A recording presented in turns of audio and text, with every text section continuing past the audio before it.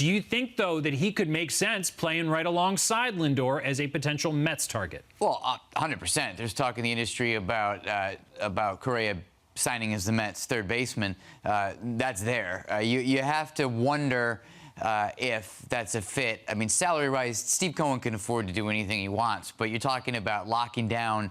You could, if you have Baez, Lindor, and Correa, that's a heck of an infield. But those are a lot of big contracts, too. I don't think that's completely out of play for the Mets, and they're interested in being in that deep end financially. And Correa is a guy who's like a red light player who definitely, there's a small number of big market teams that probably most interest him, and I would certainly imagine the Mets would be among them. I just don't know how many big contracts you can do. And I also wonder if the Mets learned a lesson from, obviously, the mistake of signing Lindor to the 10-year, $341 million deal. So we'll see. But there's going to be Correa-Mets talk for sure. Yeah, you know, I really think the Mets have to have interest in Correa.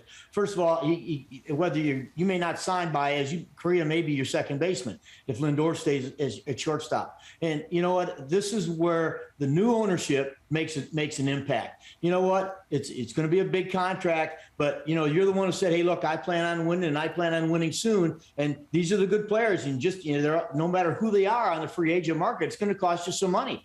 But if you're going to talk the talk, you got to walk the walk and go pay the price. Yep, and both Baez and Correa have postseason experience, and as I said, Correa is coming up on a full season's worth of at-bats in the postseason already, and he's just 27 years old. Reck, what do you think about that fit?